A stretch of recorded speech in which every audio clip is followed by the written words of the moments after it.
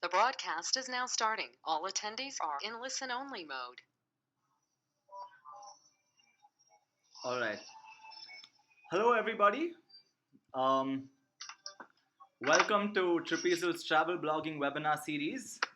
We are at travel blogging webinar number 7 with the one and only Will Hatton, who is logging in from UK at the moment. Um, so I just want to give you guys a quick intro to Trapezoid for those of you who don't know about us as yet. So Trapezoid is a three-way marketplace that connects travelers with travel bloggers. The travel bloggers help the travelers plan personalized vacations. And once this is done, travel agents come onto our platform and quote for these vacations so that the travelers can get the best prices for their vacations. So, Will is going to be giving an awesome webinar on a very interesting topic right now on how to score free trips. It's a topic that everyone would find interesting, including myself. I just want to give you guys a quick introduction to Will Hatton. So, Will Hatton, aka the Broke Backpacker, is an adventure travel blogger, and he's been blogging for just a little over a year right now. He's been published by some big brands like BBC, Yahoo, etc. He's embarking on a really epic expedition for close to 2 years. He's going to be doing UK to Papua New Guinea and no flights. And he's already had some big brands tied up with him, GoPro to start with, Eurorail as well. And he's going to be giving us a great webinar on how to score free trips abroad. So it's all yours, Will. Take it away. Cool, sweet. Hey guys, I hope you're doing well. So actually, I'm going to be more talking about like how to score free shit in general. So it's not just going to be free trips. So there'll be lots of different bits and pieces you can learn today. Now basically, I've only been getting free stuff for about 9 months, and what you've got to basically realise is that there's nothing that is actually 100% free. So you need to work out what you're willing to give away in exchange for, like, free trips, free accommodation stays, these kind of things. So I've broken it down for you guys. Right, so where I'm at the moment is when I started, I basically started applying for hotel stays, or hostel stays, because I figured that was going to like save me quite a lot of money. And now I've worked with some big tour companies. Like I'm going to Hatton, which you can't get in unless you go over tour companies. So excited about that. Sham, could you possibly put in some headphones? Because I'm getting a lot of feedback. Sure. Your end. Sure. Thanks. Sorry about that. That's right, mate. Right, where was I? Okay, so now I actually get approached by companies and they're like, do you want to work with us? Like, what can we do for you? And that is awesome. But before you get to that point, you basically need to spread the word that you can do free trips, you can do free accommodation, you can do all these free things in exchange for exposure. So what I suggest you do, if you're brand new to trying to get free bits and pieces, is to start small. Start with free hostel or free guest house stays. And the way to do that is basically to find the relevant person online, maybe through Twitter or LinkedIn if it's a large company, or just through the hotel, hostel contact email address. Drop them an email, basically explain to them why you would be a really good fit for their brand. So a lot of these guest houses and hostels haven't actually worked with bloggers before, so they don't really know what to expect. And if you want to get the most out of it, you kind of need to make sure that you're not giving away too much for free. So you don't need promising to give like 3 tweets, 2 Facebook statuses, and an article a day. It's too much. Less is definitely more. So what I tend to do is I write out my email, I explain who I am, I pop a couple of sentences in there that demonstrates that I understand who they are and what they're trying to do. So if it's like an eco lodge or a sustainably ethical lodge or whatever, make sure you get plugs in there that prove that you've read their company mission. And then I explain what I want. So I say, right, I want somewhere to stay for 5 nights. I want it to be in a double room. I want it to be free, and I want you guys to see if you can hook me up with like some free stuff to do in the area as well. And then you explain what you can offer. And what I tend to offer is if I'm staying somewhere for 5 nights, if it's a nice place, which usually it isn't, because I like hostels, but if it's a nice place, I'll say that I'll write them an article.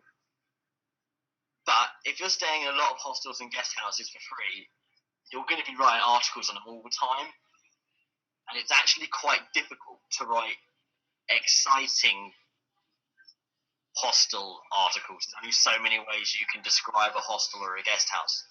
So what I suggest instead is trying to get away with social media coverage instead. So I tend to say, right, while I'm there, I will throw a couple of tweets your way, and I'll make sure I get a picture of like a cool thing that's in your hostel. I'll make sure I get a Facebook status up, saying having a great time in, and then tag the page of the hostel. Obviously, make it slightly better than that, so it's so like transparent for your audience.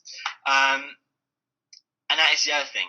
In a minute, I'm going to talk a bit about why sometimes you kind of need to say no to free press trips. I've said no to a few recently who just didn't line up with my brand, but we're going to come back to that. So basically, you send these emails and you keep track of them using a piece of software which I've spoken about before. It's called Sidekick. It's free. It's easy to use. It basically lets you see if people have opened your emails, so you've kind of got an idea if people are reading your pictures, so get that. So you send your emails, and normally you can find 2 or 3 email addresses for like a hostel or a guest house. And I tend to just spam all of them and see if I get a response. Usually, if I email, say, 3 or 4 hostels, I'll get a response, and somebody will be like, yeah, come along, that sounds great. We're more than happy to put you up in X, Y, or Z in exchange for X, Y, or Z. And that's why in your intro email, it's kind of important to say what you're willing to give away, because otherwise you can kind of rock up at a hostel and it'll be like, oh, great, like, this is our publicity for the year, and they'll expect you to do a lot of stuff. So you kind of want to get it laid out in black and white before you just rock up. You don't want to be just like, I've used some exposure online. That's not specific enough. So once you've kind of cut your teeth on applying for hostels and guest houses, once you've got a bit of experience with that, the next step is like local tour companies, not the big boys, but like local tour companies. And I've had some great little like adventures through local tour companies that I wouldn't have been able to afford otherwise. When I was in Colombia, I did this Lost City trek, and you have to do it with a guide because you need the permits, etc., etc. Anyway, it was supposed to be like $300. There's no way I could pay for that, but I managed to get the company to agree to sponsor me for the trip in exchange for an article, and they got a tweet and a Facebook shout out every day. So it was 10 social media shout outs and an article for a $300 trip, which was, I thought it was a great deal. I was pretty stoked at the time. So local tour companies, make a start of them, and often guest houses and hostels will also run local tour companies, so that can kind of be a way in there. Once you've kind of got a few local tour companies under your belt, then you can sort of start going for stuff that's a bit more ambitious. This is where it kind of splits off into 2 directions, because you've got your tourism boards and you've got your big companies. And, big companies, I'm talking like G Adventures, Dragoman, Exodus, the big ones, you've probably heard of some of them. The ones that are like international and run hundreds and hundreds and hundreds of different types of trip every year. Now, tourism boards, if you can get in with them, it's awesome, but they are quite difficult to get in with. A lot of the time, they've got their favourite bloggers kind of already selected, and they just work with those ones. But, every now and again, they do want somebody new. So the best thing to do with tourism boards is to kind of just get on their radar and then hope that they will want to work with you at a later date. So, whenever I'm going out to a country, I will find, like, every single Minister of Tourism or tourism-related person, and I will send them an email telling them the trip I'm about to do, how I'm really looking forward to writing about it, and how I think I could offer the country some great exposure afterwards. Would the tourism board be willing to work with me, be interested in sponsoring me, or be interested in purchasing some content? Because that's the other thing, guys. When you do these trips, you can give away, say, an article on your social media channels, and you can say, that's what I'm willing to give away in exchange for the trip. But if you're interested, I can offer you further exposure, but it's going to cost you. So always upsell, guys. At the beginning, it seems like it's really, really cool to get free trips, but actually what's really, really cool is getting paid to go on trips. So that's what you should be aiming for. Don't sell yourself short. You guys are bloggers. You are on the front line of real journalism. Do not sell yourself short. Be ready to, say to people, look, your work is hard and the quality that you're going to provide is so worth it, so it's worth being paid for. We'll come back to that. So, tourism boards. Sometimes they approach you. For me, they've only ever approached me over Twitter, so that's I haven't really got anything else. I don't know how to get in front of them by getting your email out there. I normally tweet and I'll maybe hashtag the country I'm going to, or sometimes put sometimes tag the Twitter handle. When I was going to the Philippines, I was tagging the Twitter handle of the Department of Tourism, and one thing got retweeted and that got like 1,000 likes or something. So that was really cool. So it's always worth doing that to kind of get the word out about your trip, even if you're not going to be able to work with the tourism board on that trip, because they might well invite you back. So that's definitely worth having a go at. With regards to big companies, now they tend to approach you rather than you approaching them.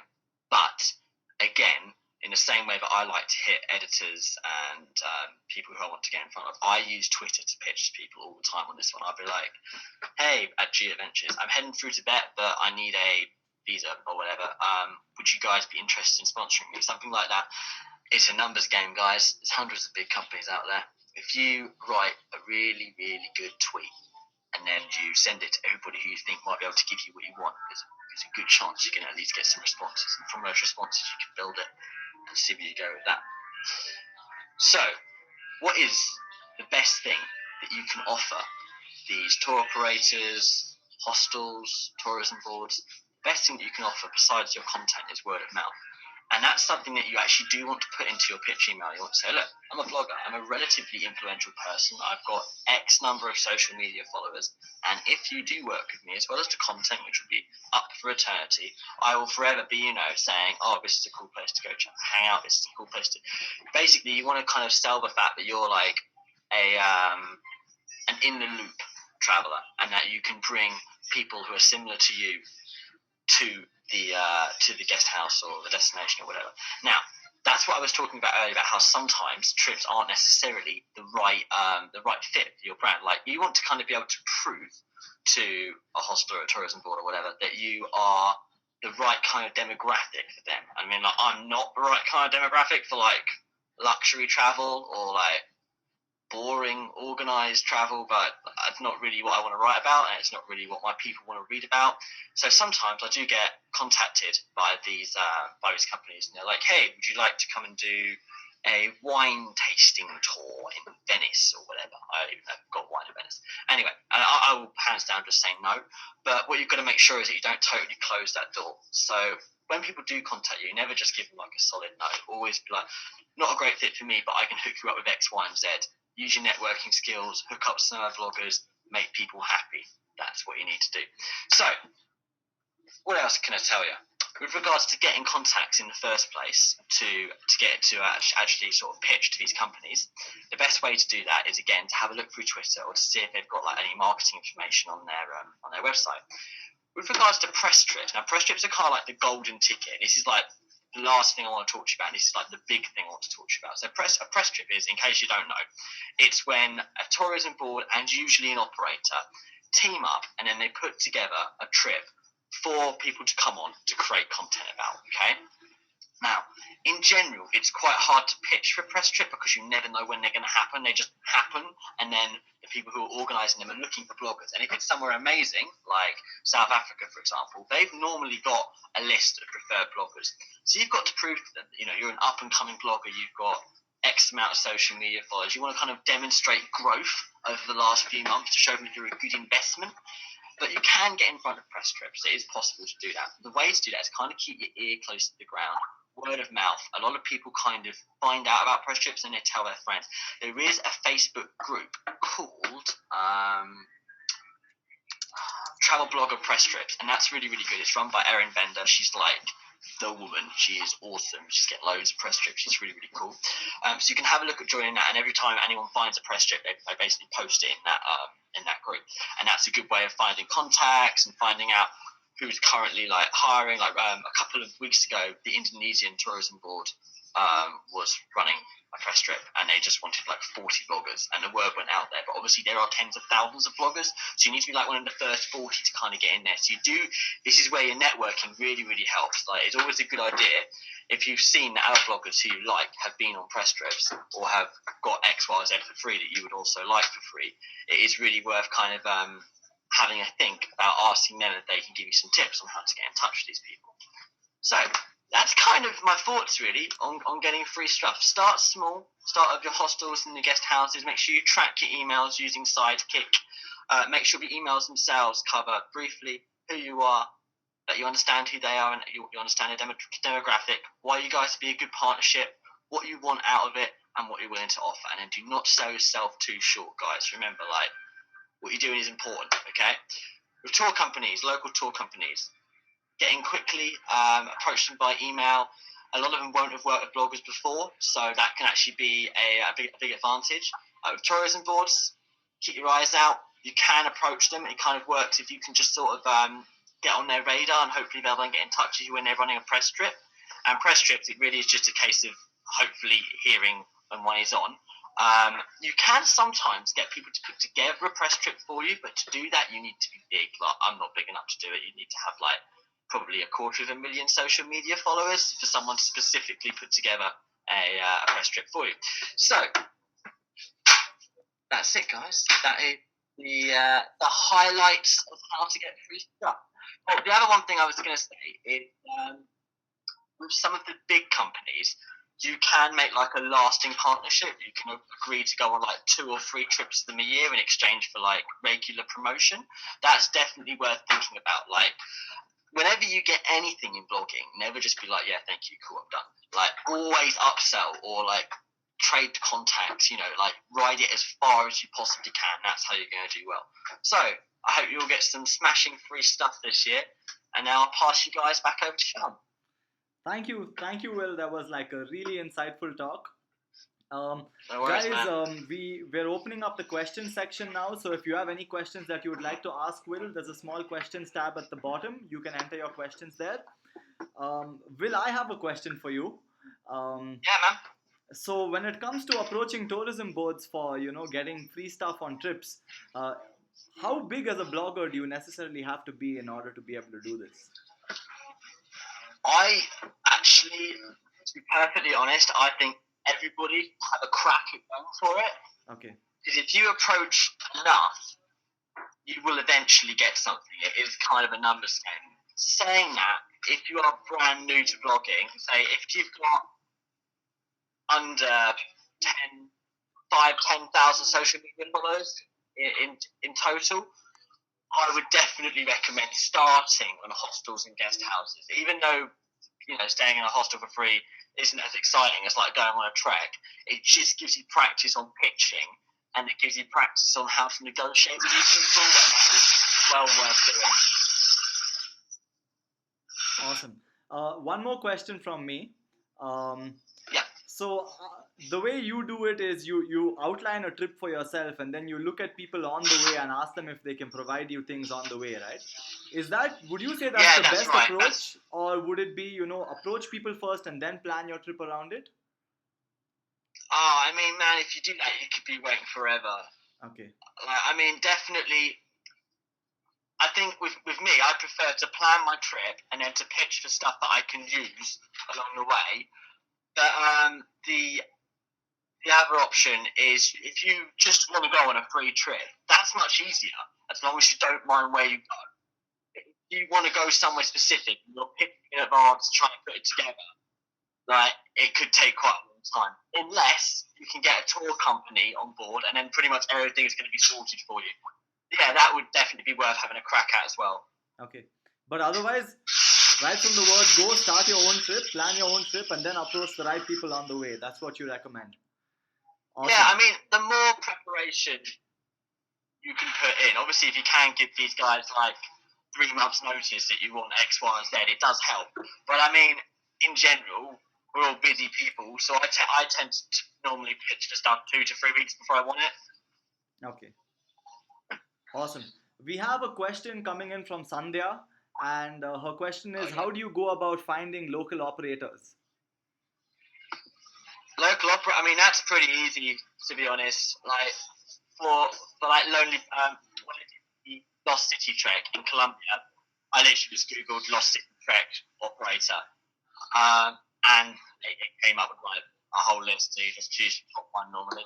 I mean, is there something specific that you want an operator for, or do you just want, are you just asking in general? Because if you're asking in general, definitely, yeah, just Google it, to be honest. Just have a look online, just type in whatever it is that you want, and then operator or tour company, and something will come up. Okay. Awesome. Sunday, I hope that answers your question.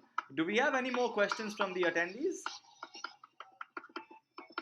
No worries, guys. Well, listen, I will be on Twitter and Facebook. So if you have got any questions, just jump in and ask me on Twitter or Facebook. You can get me on Twitter at wandering_will, or just by posting directly to the Trapezial page, and I'll keep an eye on that as well. Yep, you guys can include hashtag Trapezial in your questions. Do it, guys. Feel free to reach out to us on social media. We are our handle on Twitter is @TripEasel_, and on Facebook it's just TripEasel. Get on there, ask us your questions. Will Hatton's gonna be there. He's gonna be answering those questions for you as soon as they come in. Will, just one quick question before you leave. As a badass adventure blogger, what is the one single advice you can give to any budding bloggers out there? Don't give up. Be consistent and value your audience, because they don't owe you anything and you owe them everything. So make them happy, but without diluting yourself. Awesome. Guys, coming out from Will Hatton himself. Thank you, Will. Thank you for this webinar. And, No worries, man. guys, feel free to reach out to us on social media for any questions that you might have. Take care and have a good day, everybody. Cheers. Bye-bye. Bye.